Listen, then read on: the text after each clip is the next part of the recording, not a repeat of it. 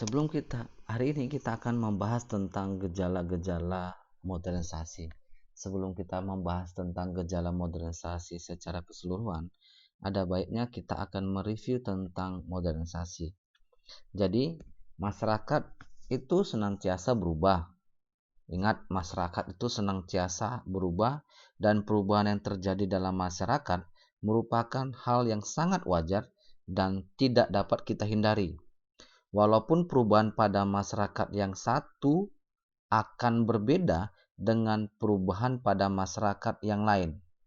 Demikian halnya dalam proses modernisasi. Modernisasi pada masyarakat tertentu akan berbeda dengan modernisasi pada masyarakat yang lain, baik dalam proses maupun pada penerimaannya. Tergantung dari kebutuhan dan keinginan dari masyarakat tersebut. Perubahan yang terjadi karena proses modernisasi akan membelenggu masyarakat karena apa? Pada budaya konsumtif, hedonisme, dan sebagainya. Modernisasi itu merupakan salah satu bentuk perubahan sosial masyarakat dari masyarakat yang tradisional menuju masyarakat yang lebih maju atau modern yang mengikuti perkembangan masyarakat lainnya yang dianggap lebih maju dahulu. Masyarakat pun harus cerdas dalam memilih mana dari proses modernisasi tersebut yang akan dapat merubah masyarakat ke arah yang lebih baik, sehingga manfaat dari modernisasi itu dapat kita rasakan sampai sekarang. Jadi, modernisasi dalam ilmu sosial merujuk pada sebuah transformasi dari keadaan yang kurang maju atau kurang berkembang ke arah yang lebih baik, dengan harapan masyarakat itu memperoleh kemajuan, perkembangan, dan kemakmuran. Modernisasi itu merupakan hasil dari ilmu pengetahuan dan teknologi yang berkembang hingga sampai saat ini. Tingkat teknologi dalam membangun modernisasi betul-betul kita rasakan dan dapat kita nikmati dalam semua lapisan masyarakat, baik dari kota metropolitan sampai desa-desa terpencil. Di sini kita akan membahas tentang gejala-gejala modernisasi. Jadi gejala modernisasi itu meliputi 4 bidang: budaya, politik, ekonomi, dan sosial. Kita akan membahas tentang bidang budaya. Di bidang budaya, modernisasi itu terjadi dalam arti budaya ditandai dengan adanya perkembangan yang terjadi dalam suatu kebudayaan dan keberadaan budaya tradisional atau budaya asli kita akan semakin lama semakin memudar dan munculnya sebuah budaya yang populer di masyarakat. Ingat, budaya tradisional kita atau budaya asli kita semakin memudar atau bahkan langka kita jumpai di permukaan. Yang kedua, di bidang politik. Gejala modernisasi yang terjadi di bidang politik ditandai dengan berjalannya sistem demokrasi, terjalinnya hubungan kerjasama bilateral maupun multilateral antara beberapa negara. Dengan berjalannya kerjasama antara negara secara bilateral maupun multilateral, maka arus perkembangan negara ke modern akan semakin terus ada dan mungkin akan semakin meningkat. Modernisasi di bidang ekonomi. Modernisasi di bidang ekonomi ini ditandai dengan adanya perkembangan dalam sistem perekonomian kita. Dalam hal ini, kegiatan ekonomi dalam masyarakat seperti jual beli dan kegiatan pasar semakin lama semakin mudah. Contohnya, modernisasi dalam bidang ekonomi, yaitu berkembangnya pasar online, yang dimana masyarakat tuh bebas memiliki, bahkan menginginkan barang-barang yang dia inginkan melalui toko-toko online yang menyediakan berbagai macam barang yang kita inginkan atau yang kita butuhkan sebagai pelanggan. Di bidang sosial, jadi kehadiran modernisasi di bidang sosial ditandai dengan adanya platform media sosial yang dimana di dalam media sosial tersebut masyarakat dapat berhubungan melalui fitur chatting, yang kemudian memicu masyarakat untuk saling berhubungan satu sama lain melalui fitur tersebut. Itulah beberapa gejala modernisasi. Berikutnya, dalam proses penyesuaian terhadap perubahan. Jadi, dalam proses penyesuaian terhadap perubahan di dalam masyarakat akan mengarahkan kepada kondisi masyarakat yang serasi maupun harmoni. Kondisi yang diharapkan oleh sebagian seluruh masyarakat. Jadi menurut beberapa pendapat para ahli, di sini saya mengambil pendapat menurut Selo Sumarjan, yang dimaksud dengan kondisi serasi atau harmoni di dalam masyarakat adalah keadaan di mana lembaga-lembaga kemasyarakatan yang pokok itu benar-benar berfungsi saling mengisi.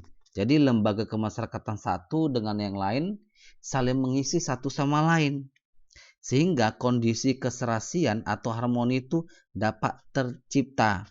Namun pada kenyataannya di dalam masyarakat kita, gangguan itu sering terjadi. Kenapa? Adanya pertentangan antara unsur-unsur lama terhadap unsur-unsur yang baru. Apabila gangguan tersebut telah terjadi, mungkin bisa dipulihkan. Dan ingat, kondisi tersebut dinamakanlah penyesuaian. Bila unsur lama dan unsur baru bertentangan sehingga terjadi perubahan, masyarakat bisa memulihkan, maka itu disebut penyesuaian. Namun, jika gangguan tersebut antara unsur lama dan unsur baru itu tidak bisa dipulihkan, ada bentrok yang kuat di situ, keadaan tersebut dinamailah dengan ketidakpenyesuaian atau ketidaksesuaian. Namun, ketidaksesuaian ini antara unsur baru dengan unsur lama akan menghadirkan sebuah kondisi yang menimbulkan perilaku tanpa arah di dalam masyarakat. Itu dalam proses penyesuaian terhadap perubahan sosial. Jadi, bagaimana caranya Pak untuk bisa membuat kondisi masyarakat tersebut serasi dan harmoni? Di sini ada saluran-saluran perubahan sosial, di mana saluran perubahan sosial budaya ini atau channel of change akan mempengaruhi proses keserasian dan harmoni di dalam masyarakat tersebut. Jadi saluran-saluran perubahan sosial budaya ini ada 4. Ada lembaga kemasyarakatan bidang pemerintah, ekonomi, bidang pendidikan, maupun bidang agama. Namun ingat ya, lembaga-lembaga kemasyarakatan tersebut yang kita kenal dengan sebutan kultur fokus harus mempengaruhi lembaga-lembaga kemasyarakatan ini. Jadi lembaga kemasyarakatan bidang pemerintah harus memiliki pengaruh pada bidang ekonomi, bidang pendidikan, bidang agama, dan sebaliknya. Sehingga kondisi masyarakat